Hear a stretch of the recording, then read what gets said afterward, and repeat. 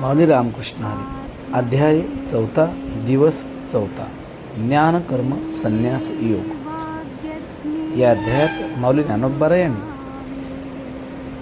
देव आणि भक्त या दोघातील प्रेम किती गोड असतं हे सुरुवातीलाच माऊलीने स्पष्ट केलं आणि भक्ताचं देवावर विशेष प्रेम असतं हे माऊली इथे सांगतात.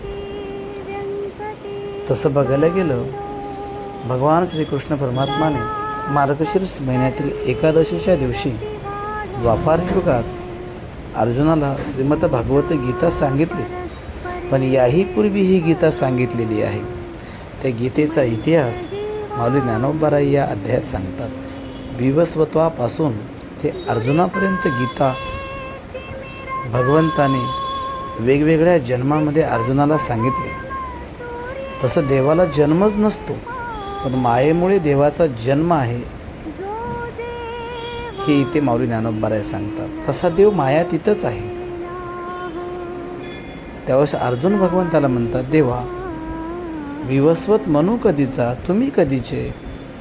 देव सांगतात, हे अर्जुना, हे बघ, ज्या ज्या वेळेस धर्मावर संकट येतं ना, धर्मावर ग्लानी येते ना, त्यावेळेस मी धर्म रक्षणासाठी आणि भक्ताचं कार्य करण्यासाठी अवतार घेतो आणि धर्माचं रक्षण करतो. मी अनेक जन्मात आलो आहे, तसा मी अजन्माजन्मी आहे आणि मी जन्माला येतो, भक्ताचं दुःख हरण करतो, दुष्टाचा नाश करतो आणि भक्त माझे भजन करतात रे. हा सृष्टीचा व्यापार चालवण्यासाठी चार खाणी 84 लक्ष जीवयोनी आणि 4 वर्णाची निर्मिती करणारा मीच आहे.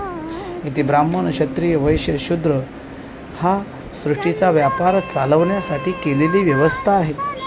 तसे माझ्याकडे जो सत्कर्माने येतो तो ब्राह्मणच होय आणि मनामध्ये जो वाईट विचार घेऊन फिरतो तो शूद्र होय बरं का. हे सुद्धा माऊली इथे सांगतात. त्याचबरोबर माऊलीने या अध्यायात नैष्कर्म्य भाव सांगितला. तुम्हाला जर देवाचं व्हायचं असेल ना, तुम्हाला देव भेटावा असं वाटत असेल ना, तर तुम्ही नैष्कर्म्य भावाने जीवन जगा. म्हणजे कर्म करूनही कर्मापासून अलिप्त राहा. जसं सूर्य पाण्यामध्ये दिसतो पण पाण्यात सूर्य नसतो. आपण नावेत बसल्यानंतर काठावरची झाडंसुद्धा नावेसोबत चालत आहेत असा आपल्याला भास होतो, पण खरं म्हणजे झाड जाग्यावरून हलतच नाही. तसे आपण जर वर्तन केले म्हणजे कर्म करूनही कर्मविरहित राहणं, यालाच नैष्कर्म्य भाव माऊलीने सांगितला. इथेच माऊलीने पृथ्वी फिरते सूर्य फिरत नाही हेच वर्णनसुद्धा या अध्यायात माऊलीने या ठिकाणी केलेलं आहे. त्याचबरोबर माऊलीने यज्ञाचे प्रकार सांगितले.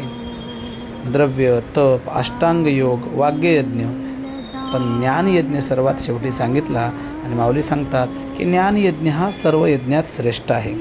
फक्त या ज्ञानयज्ञासाठी, ज्ञानप्राप्तीसाठी संतांची, गुरुची कृपा लागते आणि हे ज्ञान ग्रहण करण्यासाठी सेवा आणि दास्यत्व आपल्याकडे यावं लागतो. हे ज्ञान प्राप्त करण्यासाठी संशय बाजूला सारावा लागतो. हे ज्ञान प्राप्त करण्यासाठी चित्त स्थिर ठेवून श्रवण करावं लागतं. ह्या जर गोष्टी आपल्याला जमल्या तर आपणसुद्धा माऊलीच्या प्रेमाला पात्र होऊ शकतो. हेच या अध्यायातून माऊली ज्ञानोबा सांगतात. रामकृष्ण हरी.